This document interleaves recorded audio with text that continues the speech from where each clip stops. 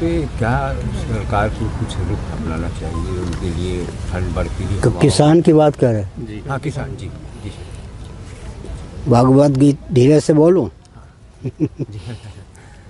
श्रीमद् भागवत गीता के 18वें अध्याय में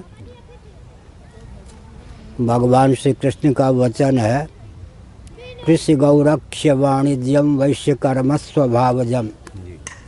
वैश्यों के कर्म का वर्णन है कृषि, गोपालन, गोरक्षण और वाणिज्य।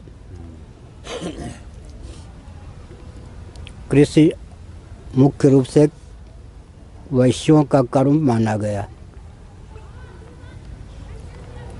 गोरक्ष्य मुख्य रूप से गोपालन, वैश्यों का कर्म हमारे यहाँ माना गया। वाणिज्य, एक वर्ग के पास और एक व्यक्ति के पास तीनों होते थे। वाणिज्य भी संभालता था, गोवंश का पालन संरक्षण भी करता था और कृषि भी करता था। इनमें असंतुलन नहीं हो पाता था। बीच में भगवान ने रखा है गोरक्ष्य, गोपालन। अब गोरक्ष बीच में है। बीच में क्यों रखा? गोवंश का उपयोग वाणिज्य में भी होता है, कृषि में भी होता है। मांस बेचने के लिए नहीं, गाय बैल और जिसको गोरस कहते हैं, गोरस बेचन हरी मिले। और कृषि में भी गोवंश का खाद इत्यादि, बैल इत्यादि का उपयोग होता है। तीनों एक वर्ग के पास होता था और एक व्यक्ति के पास, तो संतुलन बना रहता था। अब ये कितना भी किसान प्रयास कर लें, गोवंश से दूर रह कर के ये कृषि के पक्षधर हैं, इनका उत्कर्ष हो ही नहीं सकता है। और सरकार कितना भी हाथ पांव चलाए, असफल रहेगी ही। ध्यान गया? तीनों में संतुलन साधने वाले कौन होंगे? सरकार में क्षमता नहीं है कि कृषि, गौरक्ष्य, वाणिज्य तीनों में संतुलन साध सके। अब थोड़ा विचार कीजिए। तो वाणिज्य अभी यही है ना, किसानों खतरा की, व्यापारी लाभ उठा लेंगे। जब एक ही वर्ग और एक व्यक्ति को तीनों दायित्व दिया गया तो तीनों में सामंजस्य रखना उसका स्वभाव था। अब वाणिज्य वाले जो हैं वो किसानों के लिए घातक सिद्ध हुए बिना नहीं रहेंगे और गाय की तस्करी किए बिना नहीं रहेंगे।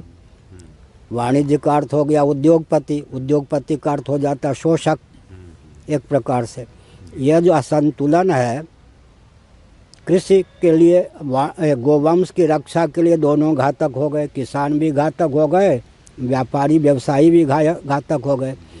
इसलिए चाहे किसान आंदोलन करें, चाहे सरकार उनका सहयोग करे या उनको का दमन करे, काम बिगड़ना ही बिगड़ना है। जब तक सनातन व्यवस्था के अनुसार शासन तंत्र नहीं होगा, ये शिक्षा, रक्षा, अर्थ और सेवा के प्रकल्प सदा असंतुलित रहेंगे, सरदर्द बने ही रहेंगे। शिक्षा ब्राह्मणों का दायित्व मुख्य रूप से था, रक्षा क्षत्रियों का, अर्थ वैश्यों का, सेवा का प्रकल्प, श्रम का प्रकल्प। चारों में संतुलन साधना, शिक्षा, रक्षा, मेधा शक्ति, रक्षा शक्ति, वाणिज्य शक्ति, श्रम शक्ति, चारों में संतुलन बैठाना शासन तंत्र का काम है।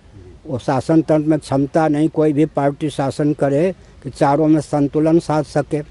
इसलिए प्रगति के नाम पर, विकास के नाम पर विनाश होना ही होना है। ये लोग बहरे हो गए इतने कि हम लोगों की बात सुनते नहीं। अब उस मार्ग पे चलें तो शासन कर भी नहीं सकते, इनमें क्षमता नहीं है शासन करने। और कोई आप पूछना?